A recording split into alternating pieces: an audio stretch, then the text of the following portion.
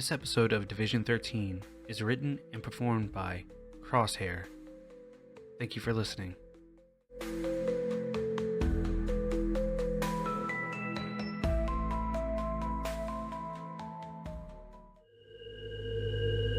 Episode 5. The Whistlers.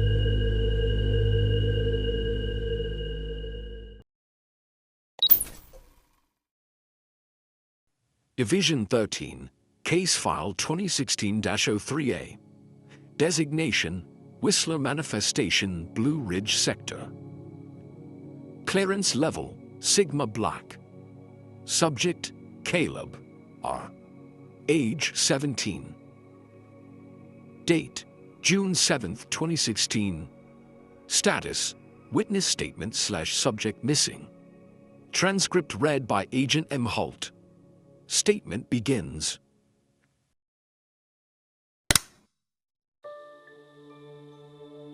When my parents bought the old house in the hills, the locals tried to warn us. The woman at the general store said, "You hear anything whistling after dark, just go on inside and don't answer it." Dad laughed. Mom smiled politely. I was 16, tired of moving, and just wanted Wi-Fi. The place looked normal enough. White paint peeling, a porch swing that groaned like it missed company, and woods so thick they turned the daylight green. At night you could hear creeks whispering somewhere far below, and sometimes a long breath of wind that almost sounded like someone sighing through their teeth. For the first few days, it felt peaceful. Mom planted flowers in rusted barrels. Dad fixed the roof. June, my 8-year-old sister, built forts out of cardboard boxes and started spending hours on the porch steps, humming to herself.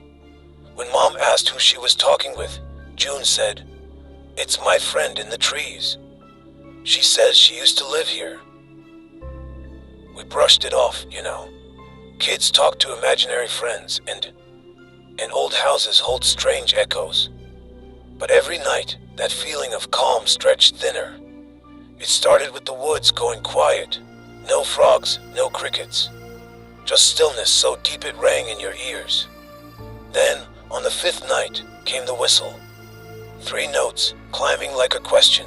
Dad said it was a whippoorwill. Mom said it was just wind in a pipe. The next night the whistle came again, closer, and after it, a faint tapping on the door. Then a voice, soft and polite. "Let me in. It's cold out here." Dad opened the curtain, but there was no one there.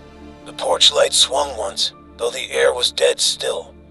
June whispered, "That's my friend." We locked the doors and kept the light on, but she kept listening, head tilted like she could still hear something we couldn't. Over the next week, the house changed. Tools went missing from the shed. Footprints appeared in the mud, small and bare. June started whistling under her breath, the same 3 notes again and again. If we told her to stop, she'd smile and say, "I have to answer, or she gets lonely." The night she disappeared, I woke to the sound of her window creaking open. When I ran to her room, the curtains fluttered and the bed was empty. The screen lay on the floor, the latch unbroken. Dad called the sheriff. They searched for 2 days. Dogs, flashlights, the works. No tracks, no scent. Nothing but 3 circles pressed into the dirt beneath her window. After that, the house filled with anger. Mom blamed Dad for not taking the story seriously. Dad blamed the town for scaring her away. They fought until their voices sounded like strangers' voices. Some nights they'd both stop mid-argument and stare toward the woods, like something out there had whispered their names. Then, one night, the whistle came back. 3 notes. Then silence. Then June's voice, clear as a recording. "Mom, Dad, please open the door. I'm scared." Mom cried. Dad fumbled with the locks while I yelled at them to stop. They said, "She's our daughter. She's calling for us." I tried to pull Dad away, but the door opened and the cold rushed in. Sharp, wet, metallic. The light flickered. Shadows stretched across the walls. I heard something move, but it wasn't footsteps. It was like the house itself had started to breathe. Mom screamed once, then the light went out. I ran. I don't remember how. Maybe through a window, maybe through the hole where the door used to be. I hid under the porch, knees pulled to my chest, listening to the whistle drift from room to room above me. It kept changing, sometimes June's tone, sometimes Dad's, sometimes something else entirely. When the first gray of dawn came through the trees, the sound stopped. The air felt lighter, as if whatever had been here had dissolved with the dark. I went back inside. The kitchen chairs were overturned, and the door hung open. No blood, no bodies, just 3 marks in the soil by the threshold. Perfect circles, like open mouths. The sheriff says my family must have wandered off. He doesn't come by after sunset anymore. The locals still leave food on the porch. Sometimes bread, jars of honey, and they never whistle when they walk past.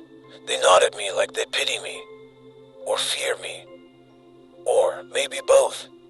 I've thought about leaving, you know, but the woods don't like it when you say that out loud.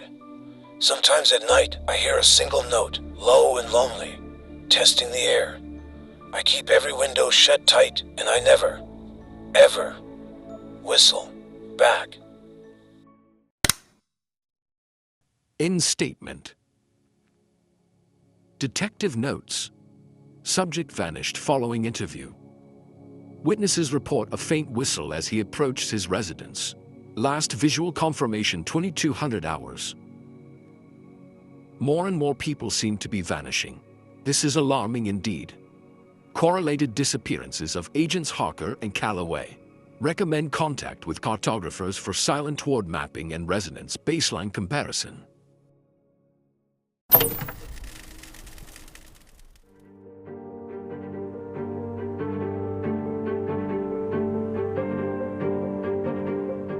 Thanks for listening.